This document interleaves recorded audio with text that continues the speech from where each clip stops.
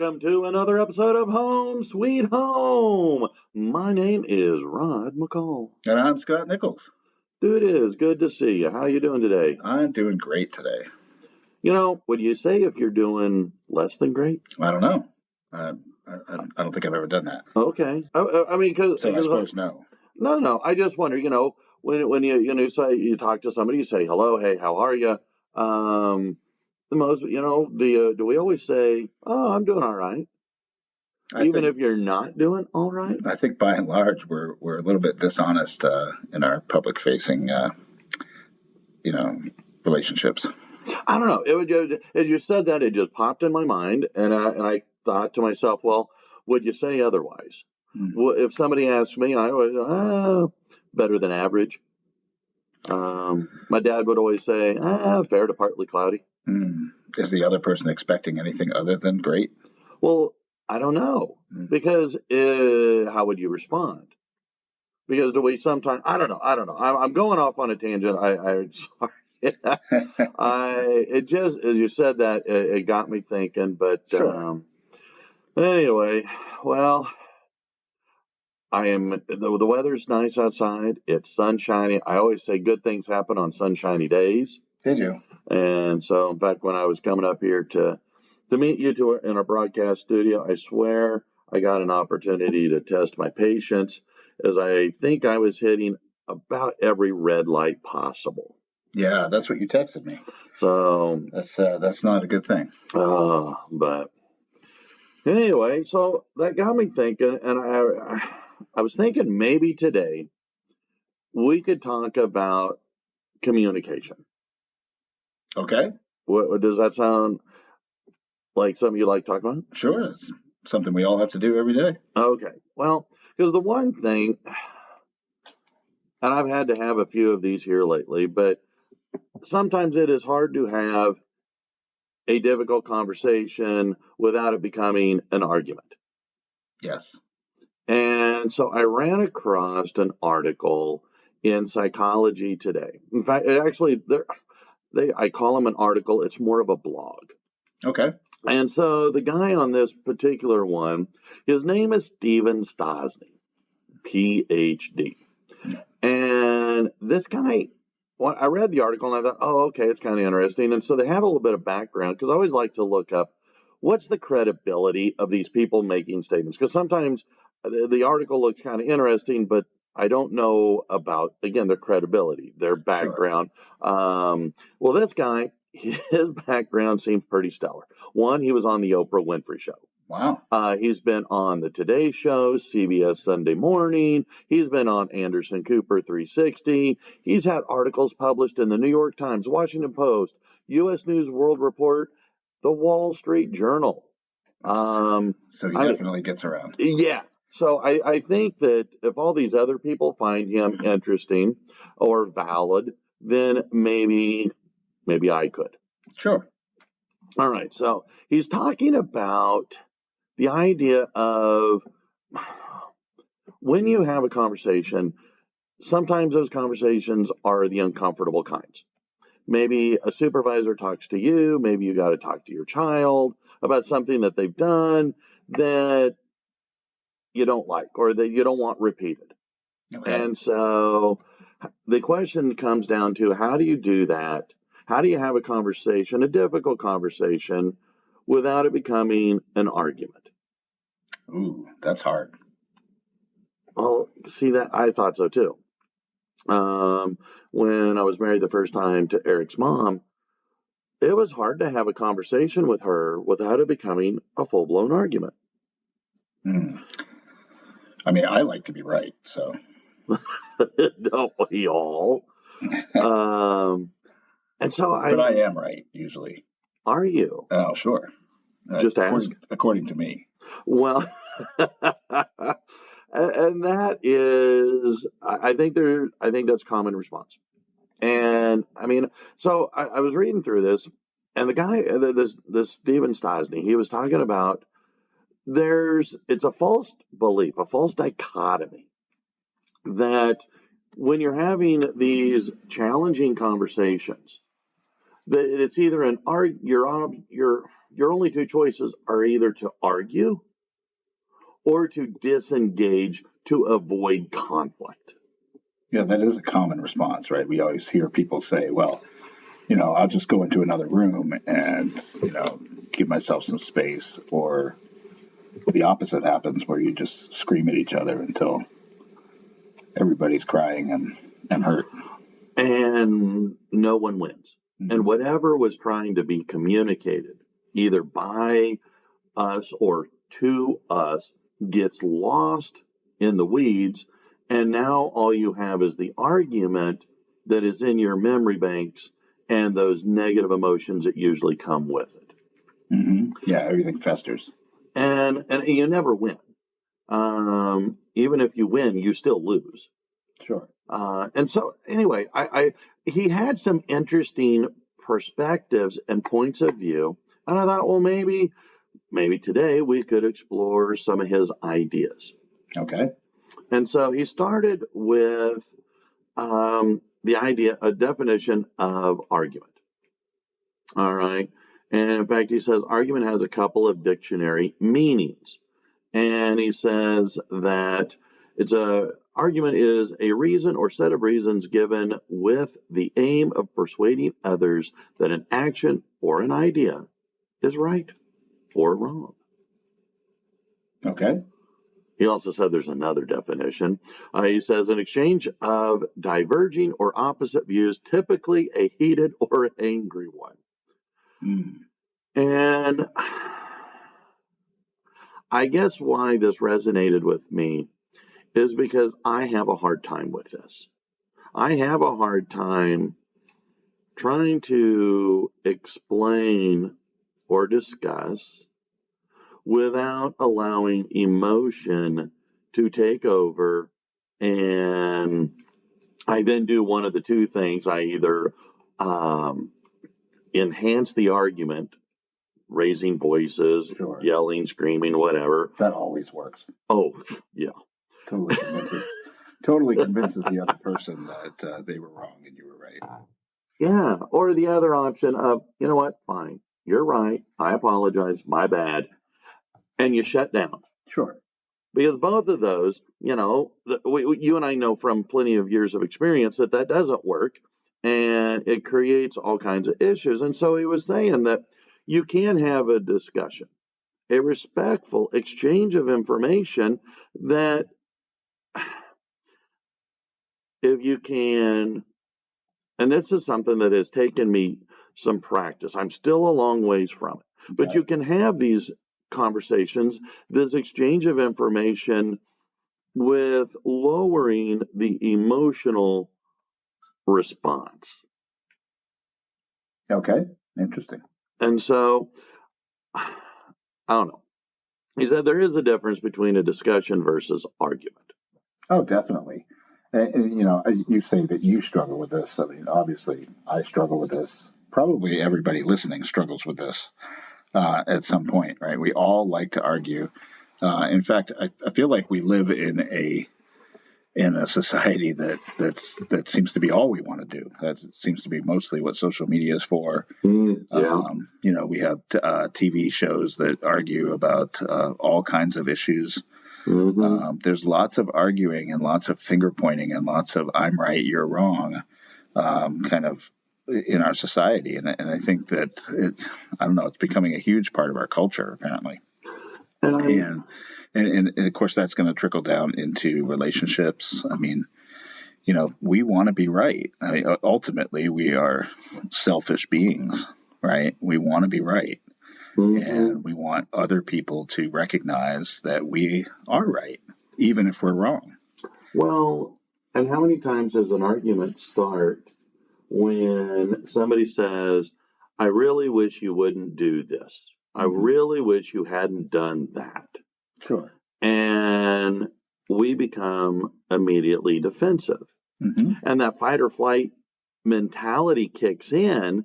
And in your attempt to explain yourself, to talk yourself out of trouble, yeah, well, that just ratchets up sometimes that emotional involvement. And you feel that I'm being attacked. And I have been so guilty of this. Yeah. It's, I mean, I think we all are, right? I mean, it's not just you, but we're definitely.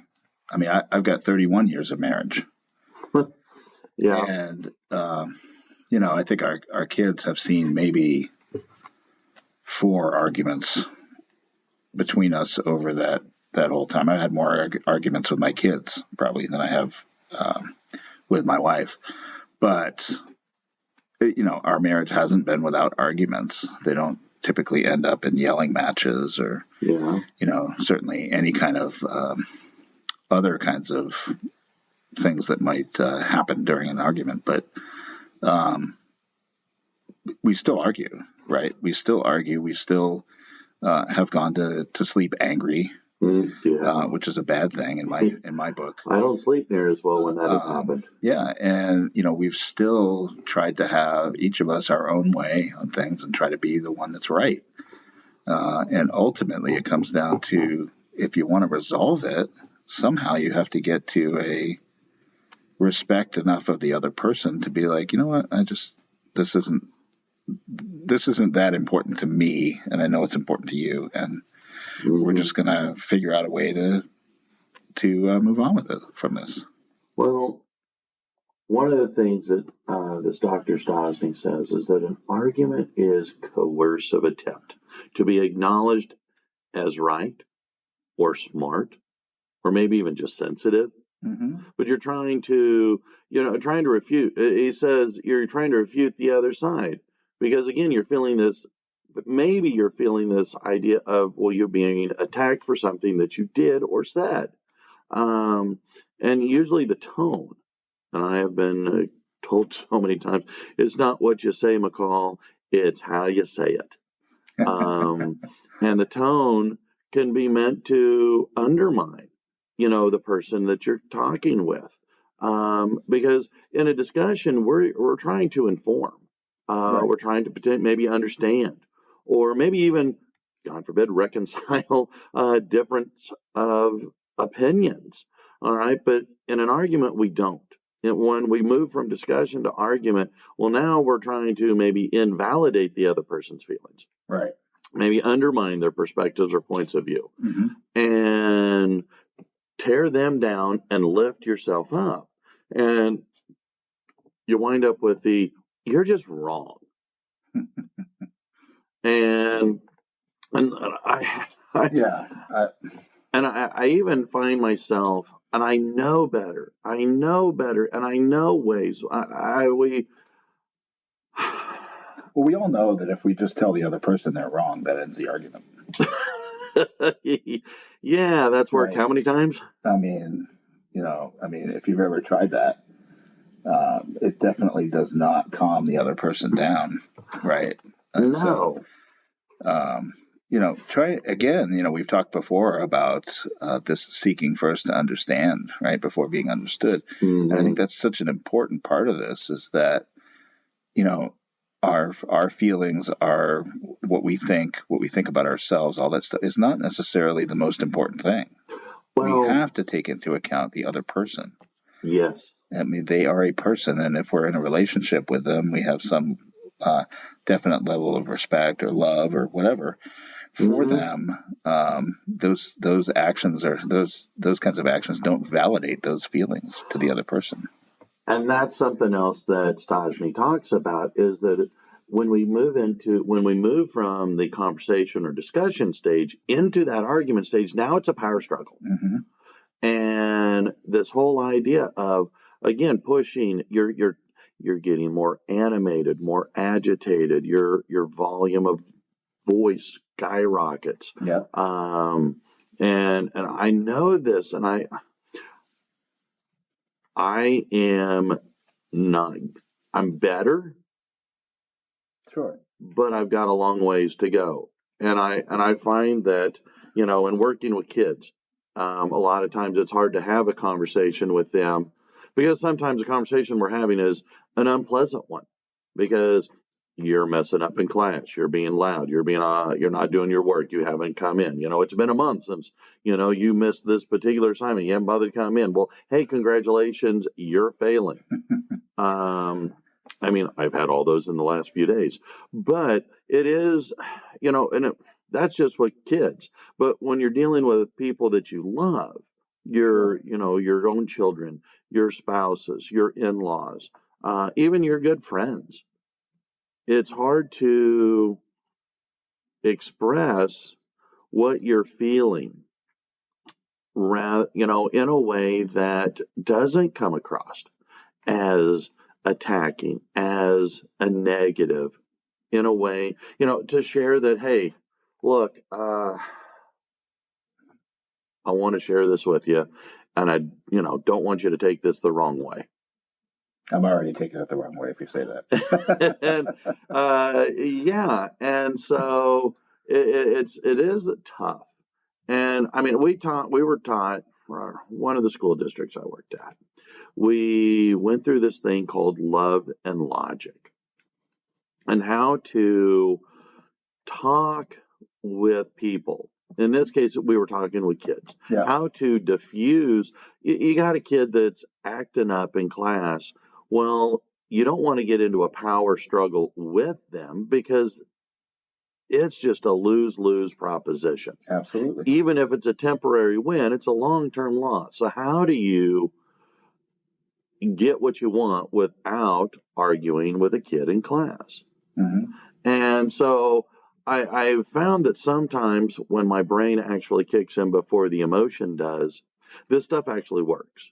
Yeah. And a lot of times it starts with a compliment. Yeah. But see, again, you're showing some respect or interest in the other person. Well, right. Mm-hmm. No, and that's where, with, like I say, with this love and logic, it was, and a lot of my emails that I will send to parents or to kids, I'm starting with a positive. Yeah. And I think that if you can start with a positive, I want to say thank you. Mm-hmm. I'm recognizing what you've done. In the future, would it be possible? Could you, when you're doing this, when you're doing that, could you maybe tweak it a little by doing something slightly different, whatever that might be? You're doing okay, we'll go back to your famous unloading the dishwasher. When I thank you very much. By the way, I was just completely wrong. Okay, fair enough. But the idea that, first of all, acknowledging, thank you for emptying the dishwasher. I sincerely appreciate that. I didn't have to ask you, so thank you. Or I did ask you, and you did it. You reacted in a timely fashion. You unloaded it. That would have been awesome if she was finished unloading it before I started unloading it on her. But yeah, I get what you're saying, right? Like, you got to have, there has to be some respect there. You can't have your relationship be all negative. Well, right. You have to have times when you mention the positive. But certainly, if you're going to bring up something that you want to discuss that is going to cause some level of upset to the other person, you do want to start that out with some positives. And that usually happens. At least this is things that I have learned. In, like, going through the divorce and being part of the divorce group that I was, helped you process what was going on. And a lot of times everything came down to arguments. And one of the things Stosny says in his article is the goal of an argument is not to find the truth. The goal of this argument now that you and I are having is for me to prevail. And so what I have learned is, when you're having this argument, before you get to the argument stage, before you even get to this discussion stage, get out of the emotion stage. Do not respond immediately. Right. Take the opportunity, take minutes, take hours, take a day to calm yourself down and think about what it is that you were upset about and go into this conversation, this discussion, with your emotional level low. See, now in doing that, because I've done that in the past, and there are times when I've done that, and then I've come to the conclusion that this thing doesn't really matter, and I don't need to argue it. And then, ta-da! You've stayed in that discussion stage, and maybe that discussion was just yourself, but you have avoided a potential argument by deciding just how important is this. And when I can do this, when I can take that step back, right, I do much better. Because a lot of times, yes, I would come to the same conclusion you do, that, wow, it's not even, this is a non-issue. I am overreacting to something ridiculous. I don't need to do this. Sure. And so again, these are kind of some of the things that Stosny in his blog are kind of bringing out. And he was saying that, sometimes arguments take a very long time to recover from. Oh, yeah. And of course, that depends on what the argument's about.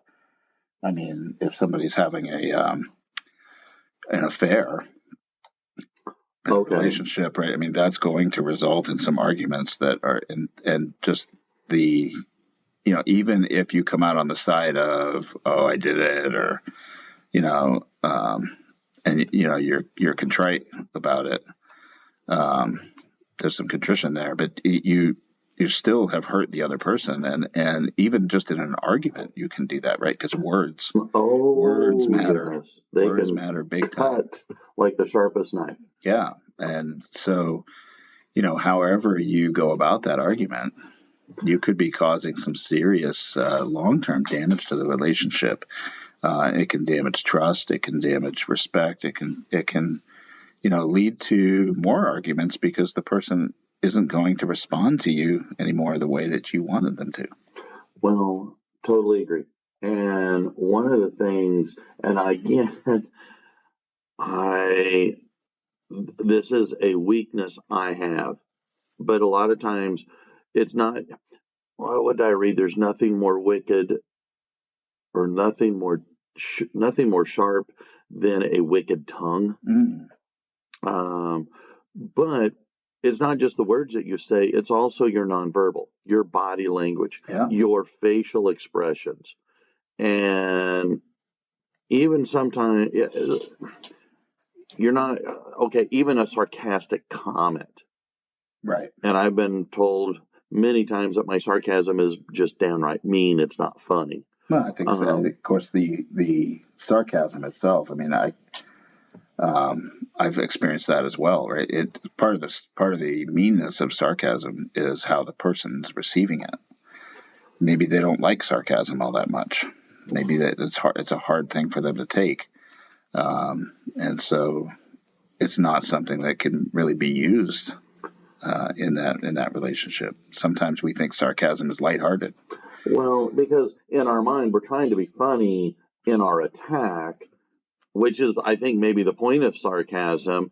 And if you're in a defensive mode, that sarcasm, no matter how funny the attempt to be on our end, the reception of that is the opposite, having the opposite effect. And, again, he's talking about that there's a long recovery period where now you have to go in and there has to be true apologies, because if there's not true apologies, then now you've got a long period of time of sulking, of chilly behavior, short-quipped responses to questions, right, avoidance, all kinds of issues that fester and build towards another impending argument that only continues to destroy the relationship, because that love and trust, right, well, now that love and trust is being expended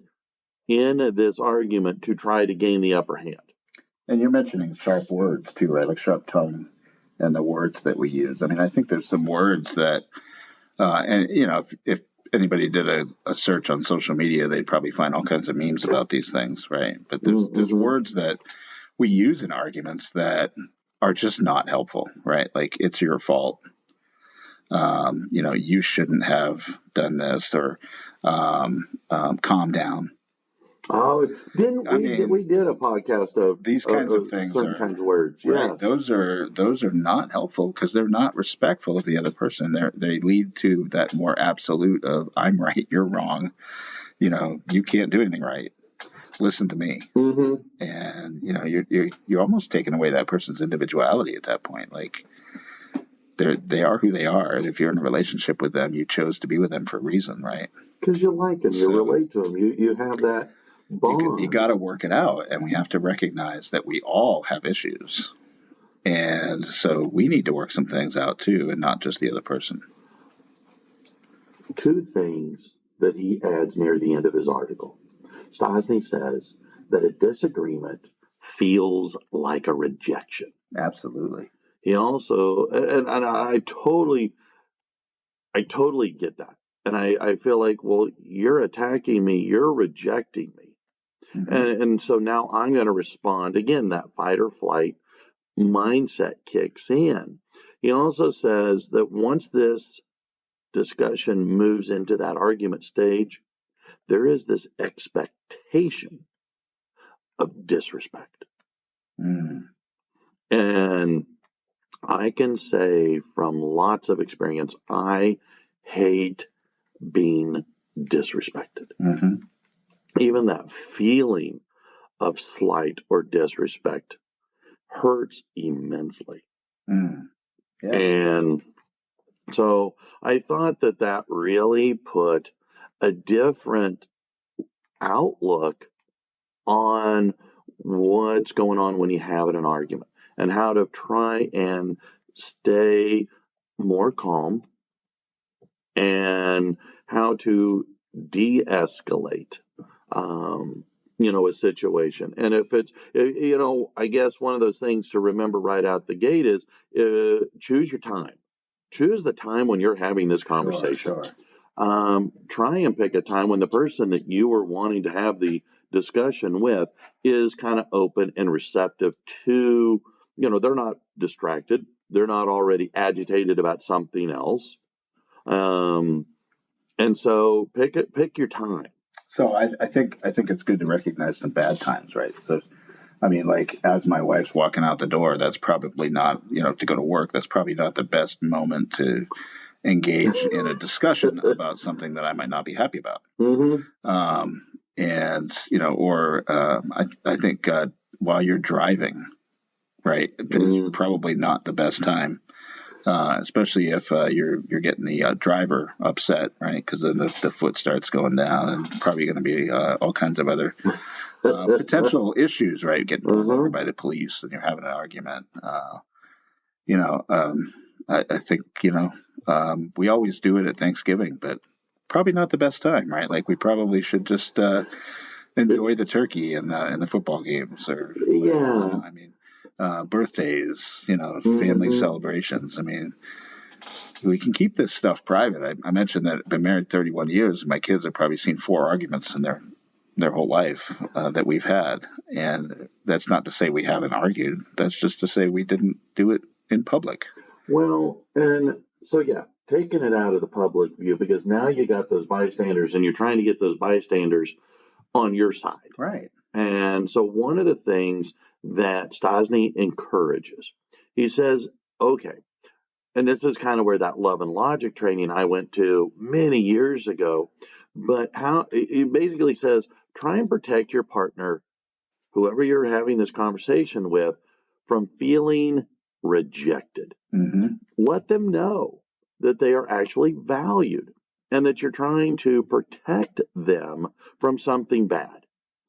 And so, again, that's where that starting with a positive, sure. Build them up a little bit, so that way, well, oh, okay, gotcha. And that way I guess the criticism that you might feel is kind of buoyed by, well, you started out with these. This is what you're doing really well, and the only thing I just wish maybe you would tweak this, adjust that. Sure. And it's okay for us to have our opinions, to have our preferences, our beliefs, but you also need to respect the other person's rights to have their own beliefs, their own opinions. And if you can recognize these vulnerabilities in your partner before you begin the discussion, or if you notice that you're right, the timing isn't right, you know what? I tell you what, just stop, change the subject, do whatever you need to do. And in your mind, we're going to table this discussion for another time. Right. And that way you can avoid because again, once you go to the argument, once this discussion de-evolves and now you're yelling and screaming, boom, it doesn't matter what you were trying to achieve. You have failed epically. No, it's over. And you have created a whole new mess load of problems that you're going to have to deal with later. So, yeah, I mean, at that point, you're going to need a third person to let you know what you're doing wrong. So that's where we get into counseling and all that kind of stuff. But we gotta have some respect for the other person. So doing it in public is bad. We want to do these things in private, offer them the positives and the respect and all that they deserve, right? In that. So, coming at it from while you're calm, this whole time I'm thinking about, that old saying, like you have two ears and one mouth for a reason. Yeah. Right. I mean, got to listen more than you speak, because listening doesn't hurt. No. Speaking will hurt the other person potentially. So you got to be careful, right? That's all about just being careful with your words, careful what you say, process some things before you speak. My wife's really good at that, by the way. In fact, she's so good at it. I could sit there for 10 minutes and be like, what the heck are you thinking? I mean, you got to speak some, right? So, and so, it's just, she does a lot of processing and thinking, and maybe that might be too much, right? Maybe you got to speak a little bit more, but, it's just about respect. Well, I want to end because I know we're coming up on our time frame here. Yeah, we got a few minutes. Okay. So he ends, or at the end of his article, he talks about the most potent way to free a relationship from the grip of a power struggle is for each partner to regulate their core value internally. I think basically take a temperature check of what are you trying to do? And as you were saying before, just how important is this? Am I knee-jerk reaction, or am I knee-jerk reacting to something? Or does this fit with overall betterment for our relationship, our family moving forward? Right. And if you can do that, then, and make sure you show value, because he says one of the ways that arguments turn, or discussions turn, arguments turn into discussion. Yeah, basically, if you can show value to each other, and again, show that our connection is more important than any disagreement. So that way, again, look, I'm not here to argue with you. Okay, you know what? I tell you what, we're going to hold on. Okay. And step back, de-escalate. Don't instigate. And so if they respond negatively, okay, fair enough. Hold on. Oh, we don't want to just say calm down? Well, you could, but that might be an escalation rather than a de-escalation. Sure, exactly. And so it's that's where I think the value of yourself taking time to assess, calm down, and think about, okay, what is it that I'm upset with? What do I really want them to learn of why I'm feeling the way I'm feeling? And when you have time to calm yourself down, you're likely to engage in more of a discussion with respect than an argument that leads to disrespect and a power struggle. Yeah. And I think that's important, right? You mentioned feelings there for a minute, that, it's okay to come into the discussion saying, when this happens, I feel this is how it makes me feel, right? Mm-hmm. It's okay to have your feelings there, because that might hit their core values. Like they probably didn't intend for you to feel that way, Mm-hmm. right? When whatever they did, Because I don't think it was their intention to piss you off. So it's letting those feelings out and actually articulating them in a helpful way is what's important, and that gets back to the respect for the other person. Mm-hmm. I love that you did these 3 things, and that makes me feel really really good and appreciated and whatever. Mm-hmm. The other day this happened, and it just made me feel this way, right? Yeah. And it's not, it hasn't been a good thing, and I feel like there's tension between us, and we want to get that ironed out, because I value you. So however, I mean, that's just kind of an example of how we might approach it, right? Sure. Rather than, hey, don't treat me that way. Yeah. Calm down. Right. No. Yes. So again, it all comes down to, and that's why I don't know. I like this article because, or his blog. I shouldn't Right. call it an article. It is a blog, but I can see why Stephen Stosny, PhD, is so well respected, because it's valid. And I think a lot of times we know this stuff, but we don't always remember Right. this stuff. And it's good to go over it and over it and over it. And I hope that listeners out there, I know that you and I talk about this and we take this to heart, but I hope that listeners will hear this and think, how can I approach my arguments differently? Yeah. How can I make them more of a discussion that's productive rather than an argument that's destructive? Absolutely. Is that it? That's all I got. I mean, stick a fork in me, I'm done. Well, I appreciate the way you've done that. So. Well, thank you. And I appreciate, your comments of support, and, you validated me, showed me a healthy amount of respect. You know what? Thank you. You're welcome. And with that, I think we're all out of time. All right. Well, then until next time, I'm Rod. And I'm Scott. See ya. Bye-bye.